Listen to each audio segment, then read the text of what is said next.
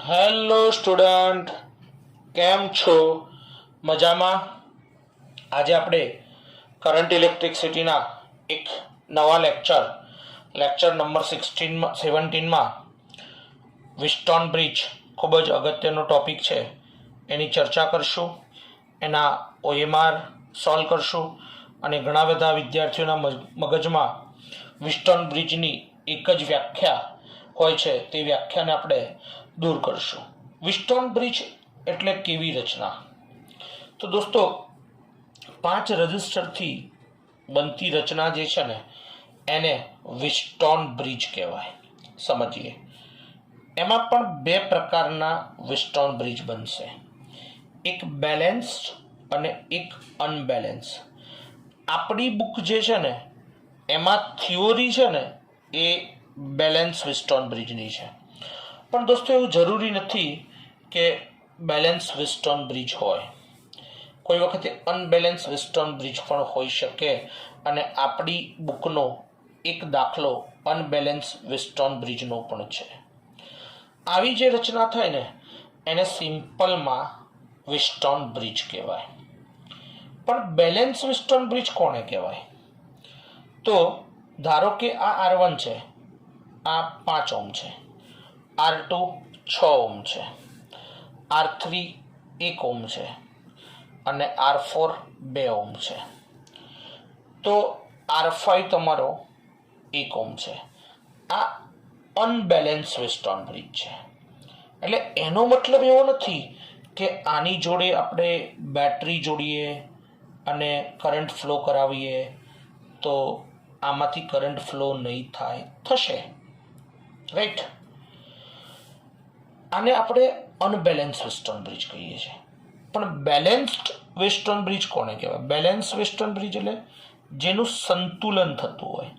જેમ કે આપણે નાના હતા અને ચીચિયા ઉપર બેસતા હતા તો એક બાજુ 70 કિલોનો વ્યક્તિ બેસે અને બીજી બાજુ પણ જો 70 કિલો વજન હોય તો એ બેલેન્સ થઈ જાય. એટલે તમારું જે છે ને એ ન્યુટ્રલ, 0 ઉપર ઇન્ડિકેશન દેખાય, સીધું આવી રહે, બેલેન્સ કહેવાય. તો એવું જ કંઈક આમાં થશે. આ ધારો કે R1 રજિસ્ટર છે, આ તમારો R2 છે, આ તમારો R3 છે અને આ તમારો R4 છે અને આ તમારો R5 છે. હવે આની જોડે બેલેન્સ વિસ્ટોન બ્રિજ, આપણે થિયરી સંપૂર્ણપણે બેલેન્સની જ જોશું, એક્ઝામ્પલ પણ મોટાભાગે બેલેન્સના જ આવશે OMRમાં. આમાંથી કરંટ I નીકળ્યો તો બેલેન્સ એટલે શું? તો I1 આ I2 છે, એટલે અહીં ફરજિયાતપણે I જવો જોઈએ, રાઈટ? તો આમાં પણ એ જ થવાનું, કન્ઝર્વેશન. પણ શું થાય છે તો આ જે રજિસ્ટર છે ને એમાંથી કોઈ કરંટ પસાર થશે નહીં. એટલે આનો કરંટ જે છે ને, આનો કરંટ સપોઝ આપણે I' કહી દીધું હોય, એ 0 થશે. આવા બ્રિજને આપણે બેલેન્સ વિસ્ટોન બ્રિજ કહીએ છીએ. એનો મતલબ જે I2 અહીંયાથી નીકળ્યો ને એ જ I2 આમાંથી બહાર આવશે, જે I1 આમાંથી નીકળ્યો ને એ જ I1 આમાંથી બહાર આવશે. આવા બ્રિજને બેલેન્સ વિસ્ટોન બ્રિજ કહીએ છીએ. આનો ઉપયોગ શું કરાય? તો જે 4 અવરોધો છે ને એ 4 પૈકી 3 અવરોધ જ્ઞાત હોય અને 1 અવરોધ અજ્ઞાત હોય ને એનું મૂલ્ય શોધવા માટે આપણે વિસ્ટોન બ્રિજનો ઉપયોગ, બેલેન્સ વિસ્ટોન બ્રિજનો ઉપયોગ આપણે કરીએ છીએ. એટલે બેલેન્સ વિસ્ટોન બ્રિજ જે છે ને એ તમારો અનનોન રજિસ્ટર શોધવા માટેનો એક સર્કિટ છે, પરિપથ છે. આ માટે ચાર્લ્સ વિસ્ટન નામના વૈજ્ઞાનિકે આની રજૂઆત કરી હતી. વિદ્યાર્થી મિત્રો, હવે આપણે સ્ટાર્ટ કરીએ છીએ વિસ્ટોન બ્રિજ, કે જે ખૂબ જ અગત્યનો ટોપિક છે આપણા માટે બોર્ડ લેવલે અને તમારી કોમ્પિટિટિવ લેવલે પણ આ ખૂબ જ કામનો ટોપિક છે, વિસ્ટોન બ્રિજ. અને એ પણ તમારો બેટા બેલેન્સ વિસ્ટોન બ્રિજની આપણે ચર્ચા કરશું. આમાં આપણે શું કરીએ છીએ દોસ્તો? તો 4 આપણે રજિસ્ટર વિચારીએ છીએ, R1, R2 અને R3, અને એના મૂલ્યો એવી રીતે પસંદ કરીએ છીએ કે આ ધારો કે રજિસ્ટર આ રીતે કનેક્ટ કરેલા છે. R1, R2, R3 અને R4. આ તમારો બિંદુ એ છે કોઈ, અને આ તમારો બિંદુ બી છે, રાઈટ. તો આ તમારો બિંદુ કોઈ સી લઈ લો અને આ તમારો કોઈ બિંદુ ડી લઈ લો. આની વચ્ચે આપણે એક ગેલોનોમીટર કનેક્ટ કરીએ છીએ. ગેલોનોમીટર જે છે ને એ કરંટનું ડિફ્લેક્શન મેઝર કરે છે. ગેલોનોમીટરનો અવરોધ બહુ જ સામાન્ય અવરોધ હોય, નોર્મલ, અને આપણે આ અવરોધનું મૂલ્ય એવા પસંદ કરીએ છીએ કે આ ગેલોનોમીટરમાંથી પસાર થતો કરંટ આઈજી 0 થાય. આવા બ્રિજને આપણે western bridge, balance western bridge કહીએ છીએ. અહીં આપણે શું કરીએ છીએ તો ચાર અવરોધો પૈકી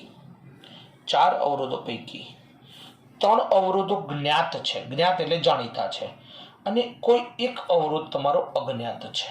4 અવરોધો પૈકી 3 અવરોધો જ્ઞાત છે અને કોઈ એક અવરોધ અજ્ઞાત છે. ધારો કે આ તમારો અજ્ઞાત અવરોધ છે, આ તમારો અજ્ઞાત અવરોધ છે. એટલે 4 અવરોધ પૈકી 3 અવરોધ જ્ઞાત છે અને એક અવરોધ અજ્ઞાત છે.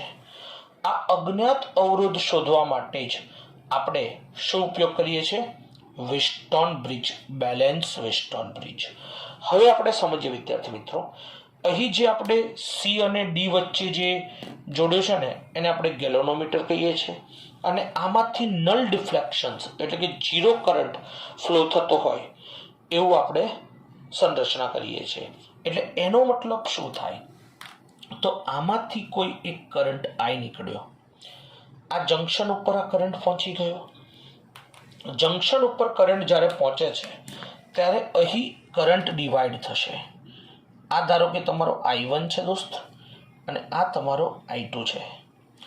હવે સમજો મિત્રો, કન્ઝર્વેશન માટે સ્વાભાવિક છે કે આમાંથી I કરંટ પસાર થવો જોઈએ, એટલે I કરંટ બહાર નીકળવો જોઈએ.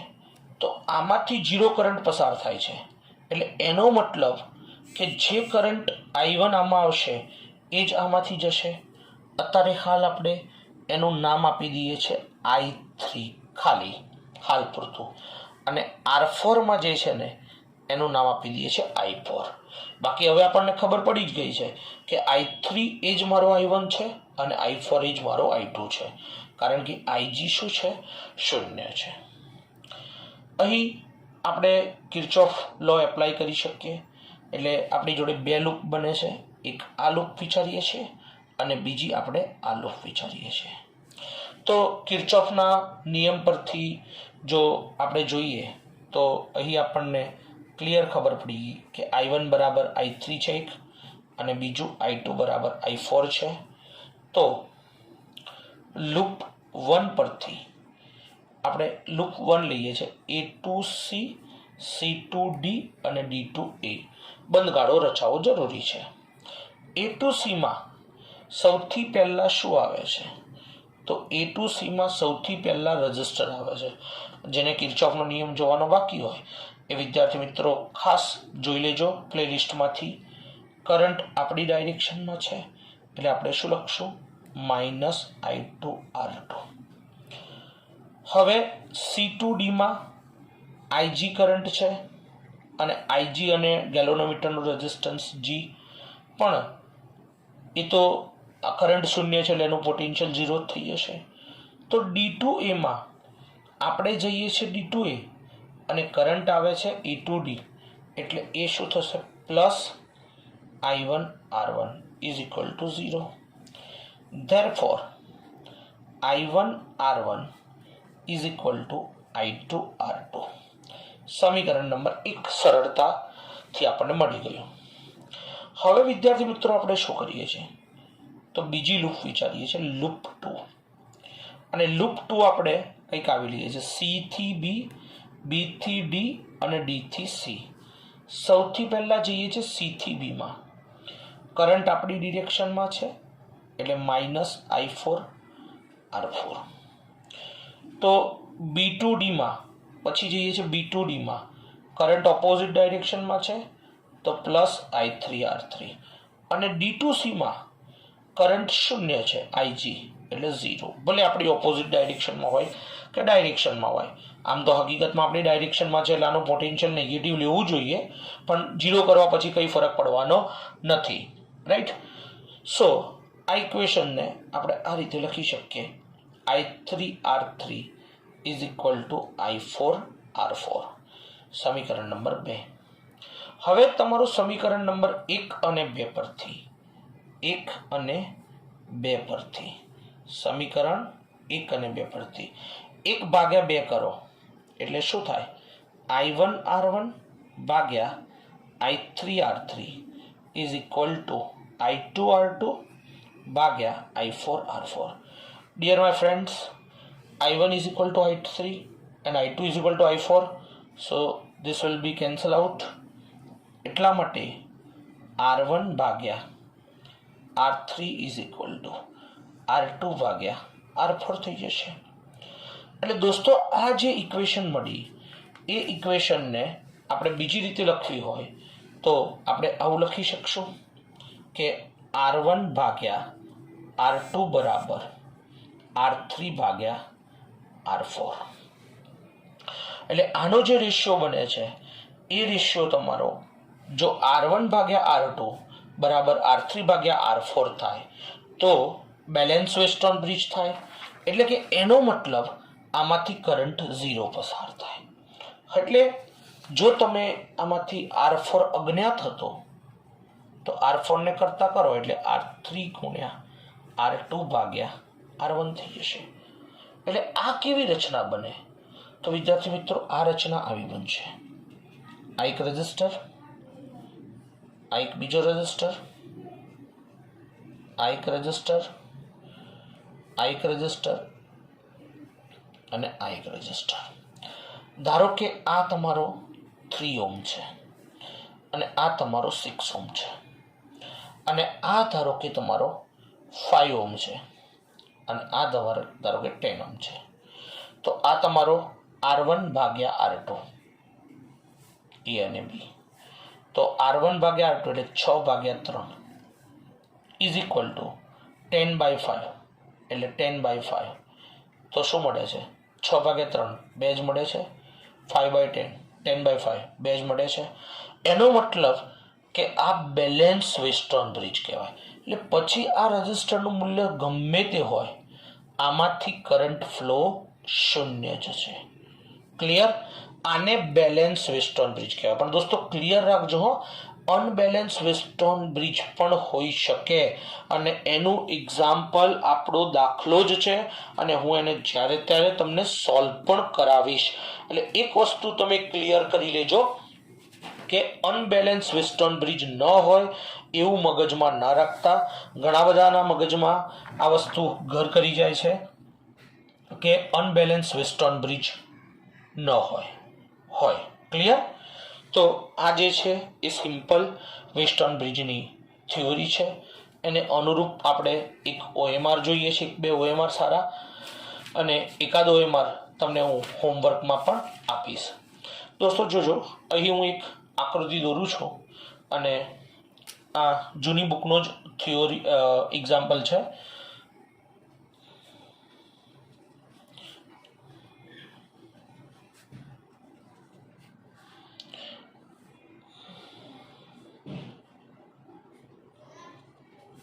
બહુ જ સરસ એક્ઝામ્પલ છે મિત્રો. એક વસ્તુ યાદ રાખો, કેપેસિટર હોય કે રજિસ્ટર હોય, 5 દેખાય ને એટલે તમારે સમજી લેવાનું કે પોસિબિલિટી વિસ્ટોન 5 કે 6 દેખાય ને એટલે વિસ્ટોન બ્રિજની પોસિબિલિટી મેક્સિમમ હોય. એટલે તમને જેટલો એક્ઝામ્પલ ટફ લાગતો હોય ને એટલો ટફ ન હોય. હમણાં એક JEE એડવાન્સનો એટલો સરસ એક્ઝામ્પલ હતો કે તમારી જોડે આ ડાયાગ્રામ આપેલો છે, R બધા જ અવરોધ R ઓહ્મના છે અને તમને એવું કીધું છે કે એ અને બી વચ્ચેનો રેઝિસ્ટન્સ શોધો. વિદ્યાર્થી મિત્રો, બહુ સરળ દાખલો છે એકદમ. આનું નામ ધારો કે આપી દો સી પોઈન્ટ અને આનું નામ આપી દો ડી પોઈન્ટ. દેખજો હો દોસ્ત, આ એ છે ને એટલે આ તમારો એ જ બનવાનો છે, અને આ બી છે ને એટલે આ તમારો બી જ બનવાનો છે. એકદમ સરળ. સૌથી પહેલા આ પોઈન્ટ એ લઈ લો અને આ પોઈન્ટ બી લઈ લો. હવે તમે જુઓ, તમારો એ કોની જોડે કનેક્ટ થાય છે? તો A connect with C and A connect also D. Good. B connect with D and B connect with C. મતલબ તમારો એ પોઈન્ટ જેને કનેક્ટ થાય છે ને એને જ તમારો બી પોઈન્ટ કનેક્ટ થાય છે. એટલે તમે સૌથી પહેલા એમાંથી ગભરાયા વગર એક રજિસ્ટર કાઢી લો અને એને સી ઉપર લઈ જાઓ. એટલે એ અને સી વચ્ચે આ એક રજિસ્ટર આવી ગયો. તો તમને બી અને સી વચ્ચે આ એક રજિસ્ટર દેખાય છે. જો આ તમારો સી પોઈન્ટ અને આ તમારો બી પોઈન્ટ. એટલે બી અને સી વચ્ચે આ એક રજિસ્ટર છે. એટલે આને એક ડ્રો કરી લો મસ્ત. ઓકે. હવે જો એ કનેક્ટ વિથ ડી એટલે આ પોઈન્ટ એ થાય અને આ પોઈન્ટ ડી થાય. એટલે આ બે રજિસ્ટર વચ્ચે એ અને ડી છે. એટલે આમાંથી ડી લઈ લો. તો બી કનેક્ટ વિથ ડી એટલે આમાંથી પણ ડી લઈ લો. ખૂબ સરસ. અને હવે બચ્યું C connect with D. C અને ડી વચ્ચે એક રજિસ્ટર છે. ક્લિયર? બધા આર આર ઓમના છે. બેટા હમણાં હાલ જ મેં કીધું કે તમારો વિસ્ટોન બ્રિજ બની જાય છે. બીજી રીતે જો તમે મારો સિમેટ્રિક સર્કિટનું લેક્ચર જોયું હોય સિરીઝનું, તો પણ તમને સરળતાથી ખબર પડી જાય. ને એ વખતે મેં એટલા માટે જ આ એક્ઝામ્પલ લીધો હતો. આને ફોલ્ડ કરો તો આ આર આના ઉપર આવી જશે, આ આર આના ઉપર આવી જશે. એટલે આમાંથી કરંટ ફ્લો નહીં થાય. એટલે આ રજિસ્ટર કેન્સલ થઈ જશે. બીજું, આ બેનો પોટેન્શિયલ સેમ થશે તો જ આમાંથી કરંટ પસાર નહીં થાય. સમજો, કરંટ ન પસાર થવા માટે પોટેન્શિયલ ડિફરન્સ 0 થવો જોઈએ.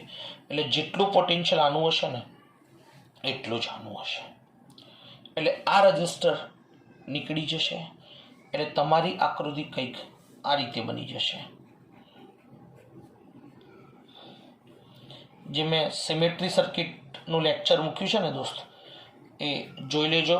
ખૂબ જ અગત્યનું લેક્ચર છે. એ અને આ બી. આ પોઈન્ટને સી લઈ લો, આર, આ પોઈન્ટને ડી કહી દો.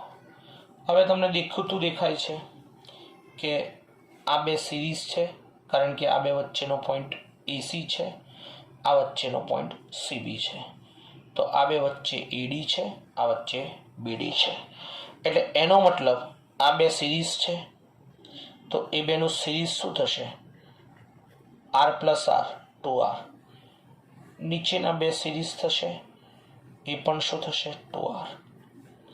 હવે આ પોઈન્ટ એ, આ પોઈન્ટ બી. એટલે વિદ્યાર્થી મિત્રો, આ બે શું થશે? સમાંતર. અને સમાંતરમાં આપણને ખબર જ છે કે બે રજિસ્ટર એક સરખા હોય તો R/2 એટલે આનું આર ડેશ જે નીકળશે અથવા આર એ બી જે નામ આપવું હોય શું થશે?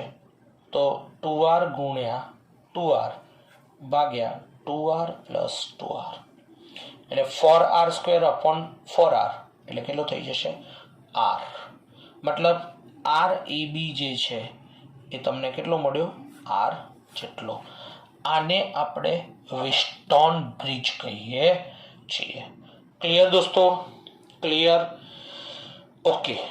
સો આ જે છે એ તમારો વિસ્ટોન બ્રિજ છે. હવે આપણે એક બીજો એક્ઝામ્પલ આપણે જોઈએ છીએ અને તમને હોમવર્કમાં પણ હું એક્ઝામ્પલ આપીશ અને તમારે એને સોલ્વ કરવાનો છે. દોસ્તો, તમારી જોડે આ એક એક્ઝામ્પલ છે જે તમને હોમવર્કમાં કરવાનો છે. આ આર ઓમ છે, આ આર ઓમ છે, આ આર છે, આ આર છે, આ આર છે. તો તમને એવું કીધું છે કે એ અને બી વચ્ચેનો ઇક્વિવેલન્ટ રેઝિસ્ટન્સ નીકાળો. બહુ જ સરસ છે, બહુ જ સરસ ક્વેશ્ચન છે. સોલ્વ કરજો દોસ્ત. ન આવડે તો don't worry, ask me any time. My mobile number 9925389199. ચલો, હવે એ સિવાયનો એક અગત્યનો એક્ઝામ્પલ છે અને બહુ જ સરળતાથી આને આપણે પૂર્ણ કરી દઈશું. તમને એવું કીધું છે કે ટોટલ કરંટ ફાઇન્ડ કરો અને find out current in each register. દરેક રેઝિસ્ટન્સનો કરંટ શોધો. બહુ જ સરસ કરંટ ડિવાઈડર રૂલની રીત શીખવાડીશ વિદ્યાર્થી મિત્રો, ધ્યાનથી જોજો. જો તમને દેખાય જ છે, આ 4 ઓમ છે, આ 6 ઓમ છે. 4/6 2/3. તો આ બી શું છે? 2/3. મતલબ બ્રિજ બેલેન્સ વેસ્ટર્ન બ્રિજ છે. એટલે હવે હું સમય નહીં બગાડું, હું સીધો ડાયાગ્રામ બનાવીશ. આ 4 ઓમ અને આ 2 ઓમ એ સિરીઝ આવી જશે. તો આ 6 ઓમ અને આ 3 ઓમ એ 2 સિરીઝ થઈ જશે. ક્લિયર? આ તમારો બિંદુ, આનું નામ આપી દો એ અને આનું નામ આપી દો બી. આ એ અને આ બી. અહીંયા બેટરી છે 18 વોલ્ટની, બેટરી છે 18 વોલ્ટની. ઓકે, 18 વોલ્ટની બેટરી છે. સમજો કઈ રીતે બેટા? આ 4 ઓમનું રજિસ્ટર વચ્ચેથી નીકળી જશે એટલે આ 2 સિરીઝમાં આવી જશે, આ ઓપન થઈ જશે, આ ઓપન થઈ જશે, એટલે આ વચ્ચેનો રેઝિસ્ટન્સ નીકળી જશે. ક્લિયર? કારણ કે 4/6 એટલે 2/3 2/3. હવે તમને કુલ કરંટ નીકાળી દો.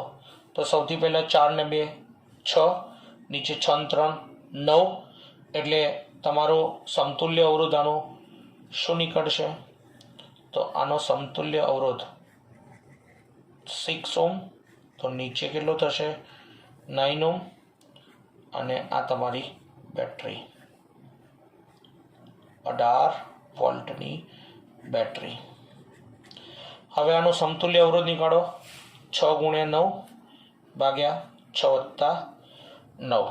6 × 9 ભાગ્યા 6 + 9 એટલે 15. 3 × 2 = 6 અને 5 × 3 = 15 એટલે 18 ભાગ્યા 5, 5 × 3 = 15. ફરીથી દોસ્તો, 6 અને 9 અને 15 એટલે 3 × 2 = 6 અને 5 × 3 = 15 એટલે 18/5. આ તમારો કરંટ I છે. તો આનો સમતુલ્ય તમને કંઈક આવો મળ્યો 18/5. તો આ બેટરી થઈ ગઈ, આ બેટરી થઈ ગઈ 18 વોલ્ટની, અને એમાંથી આ કરંટ કેટલો જાય? તો I બરાબર V/R. 18/18/5 અવરોધ. આ જે R ઇક્વિવેલન્ટ મળ્યો એ 18 ઉડી જાય એટલે I બરાબર 5 એમ્પિયર. એટલે આ કરંટ છે ને એ 5 એમ્પિયર થશે. હવે દોસ્તો તમારે નીકળવાનો છે કરંટ ઓન ઈચ રજિસ્ટર. એટલે આ 2 તો સેમ છે, સિરીઝમાં છે, આ 2 સિરીઝમાં છે. એટલે આનું નામ ધારો કે I1 દઈ દો, આનું નામ I2 દઈ દો. એટલે જેટલો 4 ઓમમાંથી નીકળશે ને એટલો જ 2 ઓમમાંથી નીકળશે, જેટલો 6 ઓમમાંથી નીકળશે એટલો જ 3 ઓમમાંથી. તો હવે તમારે શું કરવાનું? તો આને કહેવાય કરંટ ડિવાઈડર રૂલ. હું અહીંયા લખું છું સિમ્પલ. I1 બરાબર, બુકમાં છે પણ ખરી આ ફોર્મ્યુલા, પણ એને કરંટ ડિવાઈડર કરીને કોઈ નથી સમજતો. કરંટ હંમેશા સમાંતરમાં ડિવાઈડ થાય. એટલે I1 બરાબર મેઇન કરંટ તમારો કેટલો છે? 5 ગુણ્યા ઓપોઝિટ રેઝિસ્ટન્સ એટલે કે સમાંતર રેઝિસ્ટન્સ. આને સમાંતર કોણ બને છે? આ બને છે. તો કેટલો છે? 6 + 3 9 ભાગ્યા ઇક્વિવેલન્ટ રેઝિસ્ટન્સ એટલે R1 + R2. એટલે R1 તમારો આ છે 4 + 2 6 અને 6 + 3 9 એટલે 6 વત્તા 9 એટલે કે 15, એટલે 5 ગુણ્યા 9 ભાગ્યા 15, રાઈટ. 5 તરી 15, 3 તરી 9 એટલે 3 એમ્પિયર આમાં જશે. એટલે I1 દોસ્તો 3 એમ્પિયર આવ્યો, તો I2 બે જીજક કેટલો આવશે? 2 એમ્પિયર. એને નીકાળવો હોય ને તો પણ આપણે નીકાળીએ. I2 બરાબર મેઇન કરંટ 5, I2 ના સામેનો રેઝિસ્ટર એટલે 6 ભાગ્યા ટોટલ રેઝિસ્ટન્સ એટલે 9 વત્તા 6 15, 5 તરી 15, 3 દુની 6 આવી ગયો. I2 બરાબર 2 એમ્પિયર. આને આપણે કરંટ ડિવાઈડર રૂલ કહીએ છીએ. ઓકે દોસ્તો, ઠીક છે. સો નેક્સ્ટ લેક્ચરમાં આપણે મળીએ છીએ. ત્યાં સુધી જો કોઈ ડાઉટ હોય તો કોલ મી 9925389199. ચેનલને લાઈક કરજો, શેર કરજો અને સબસ્ક્રાઇબ કરજો. Thank you very much.